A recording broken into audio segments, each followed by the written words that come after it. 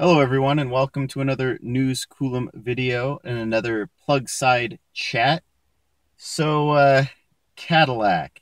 It appears that GM is now stating that they're going to be using their Cadillac brand to drive their EVs. I believe they call it the BEV3 platform. I think a lot of people would agree with this. It's about time.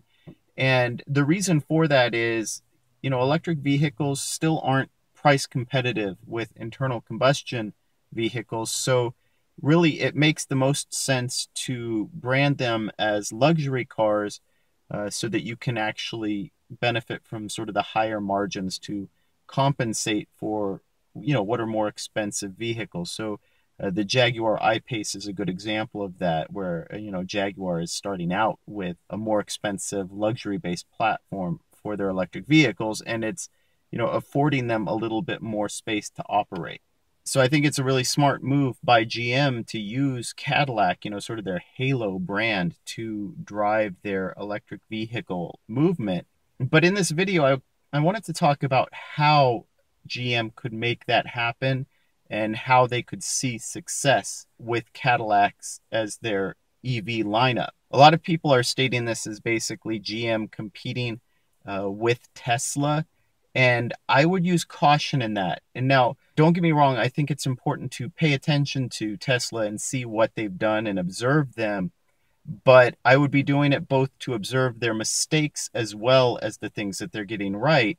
And I wouldn't frame it as competing against Tesla because as Cadillac and as GM right now, they should be leading the EV standards, not following a company like Tesla. To do that, well, it wouldn't actually be as hard as I think some people would suppose. And I just kind of wanted to outline the ways in which Cadillac could create a very strong value in the EV space that I think would be really hard for pretty much anybody else at this point to replicate. So the first thing that Cadillac has going for them is they are an actual luxury brand, and that would need to be continued, both in terms of exterior and interior styling. Cadillacs are really nice vehicles. Even people who aren't necessarily into luxury vehicles like sort of their iconic styling, and the interiors are just they're top end. The thing that I think people are starting to realize now, that an electric powertrain is the luxury feature. So if you have an electric vehicle, it's already going to be a class above whatever its gasoline counterpart would be. And that includes plug-in hybrid electric vehicles. The soundproofing is okay, but you can probably already hear that truck that's about 20 parking spaces away starting up its motor. It's loud, it's obnoxious, it's not luxurious. And so just having an EV platform is enough to make something a pseudo luxury car already. But with Cadillac, they have the benefit of actually having really wonderful fit and finish, a lot of comfort. So, they're actually going to be creating luxury electric vehicles. And then the other area where Cadillac can really sort of create a brand distinction is in their customer experience. And again, this is, not to pick on Tesla too much, but I have a number of friends who own Teslas, and one of the things that they talk about is just how horrible their customer service experience was. Several people who had been called to delivery centers to pick up their cars, and their cars weren't ready by the time they got there. People whose paperwork was messed up and they had to go through a bunch of different hoops because their financing was for a vehicle that Tesla didn't even have and wasn't available for purchase. So the VIN didn't match up. So it was a lot of issues, right? And it's not a luxury customer experience. That's an area where Cadillac could excel. And that includes things like a dealership lounge for at the Cadillac dealerships. And yes, possibly having chargers at the dealership, though I'm not really a fan of that concept. Most people who are traveling don't want to stop at a dealership. It's more for if you're there for service, making sure you have a full car that's washed and detailed when you leave, But yeah, having a comfortable lounge, having that really superb customer experience where you feel pampered. You walk in and someone gets you a cup of fresh brewed coffee or tea, and it's a real cup and it's not like a paper disposable cup. And if someone walks out with it, who cares? They didn't, walk out with an expensive cup. It's got a Cadillac logo and the dealership information on it. It's basically an advertisement for you anyway. So people get this experience that they wouldn't get elsewhere, right? It really is a top-notch, high-end luxury experience. But with that, and this is something that I do think that GM needs to acknowledge, is they need to provide that for the charging experience as well. And I don't think that GM needs to go as far as what some people say, where, Tesla's basically created their own private network because GM is coordinating with other manufacturers, because there are public charging providers. They don't need to do nearly as much as Tesla did. But I do think, as part of their Cadillac brand, they should consider doing something similar to what Porsche and what Rivian are talking about doing, creating a network of chargers even away from their dealerships at points of interest. I could identify probably 100 to 200 sites throughout the United States that, if GM wanted to, they could coordinate with a charging provider to actually build out those sites. My recommendation would be mimicking something like what Ricardo did at Prunedale, and with the understanding that those large digital displays are basically exclusive for GM Cadillac advertising. But don't make it an exclusive charger. Let other people charge there. In fact, you want them to. It basically gives you the ability to sort of conquest other EV owners when they're seeing what this Cadillac experience is.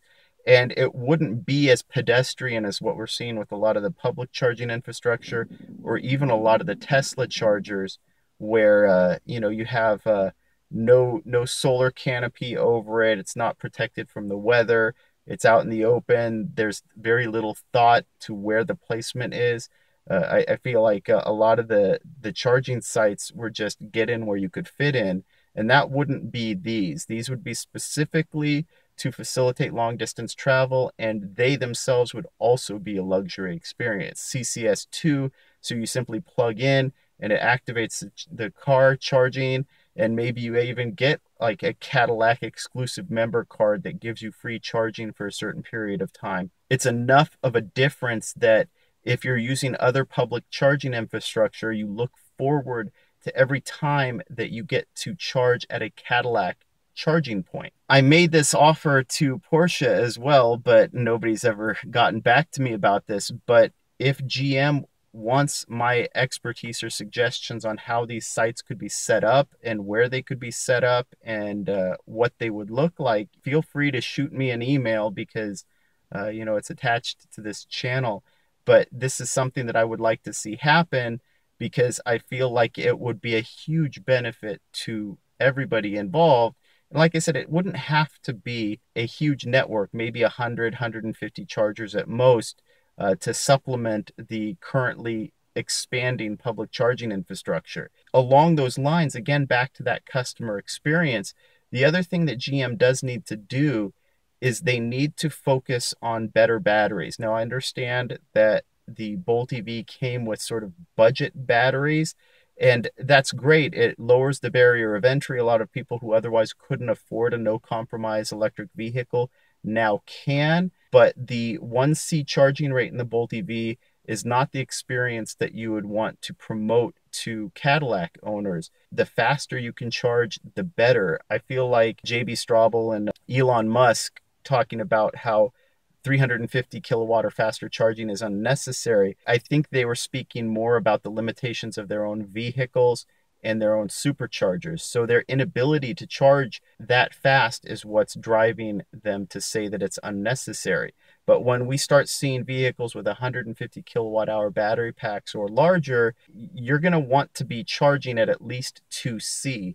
And if that's possible, then I think GM needs to be pushing that for their Cadillac products. Having a 300, 350, 400 mile luxury Cadillac EV that can charge at 300 or 400 kilowatts, at least at the peak rate, that's going to be a huge boon in terms of their customer experience. And it's going to drive a lot of sales because if you're talking about a 50 to 75% reduction in charging times over the course of a 500, 600, 700, 800 mile trip, well, that's big. And it plays into this idea that, Cadillac is this luxury brand and it is the standard, right? You're not following someone else's standard, you are the standard. And I think that's a really important key element to this Cadillac adoption. And I don't think it's all just about DC fast charging. I do think that GM needs to leverage their partnerships with ChargePoint and others. And I think they should reach out to higher end hotel chains where they can have level 2 charging. Again, Cadillac branded. Again, it's something that ties into this luxury brand where if you go to a bed and breakfast or you go to a Hilton or another high-end hotel, you're going to be able to plug in your Cadillac because it's put there for you for the purposes of your travel because, again, it's a luxury experience. Whether you're up at Mammoth Lakes or whether you're driving Big Sur or Highway 1, you want to have that experience available to you as a Cadillac owner. And that's sort of the cheapest, easiest way to make that happen. And along the lines of that customer experience as well, I think Cadillac needs to offer home charging solutions, maybe a little bit more streamlined than what's currently being offered for the Bolt EV or other EV products, where they actually, again, have a sort of Cadillac branded home charging solution.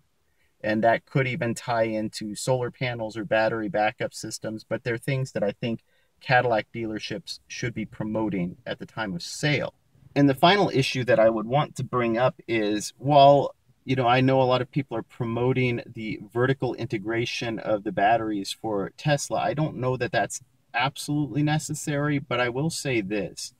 To make this movement work, GM needs to secure, I would say, at least 10 gigawatt hours of battery production per year, because I feel like these cars are going to sell far faster and far greater number than maybe even GM is anticipating. And this is what I would really suggest to any automaker that's going to be building EVs at this point is plan your battery production capacity at least 2 years in advance of what you anticipate your sales numbers to be.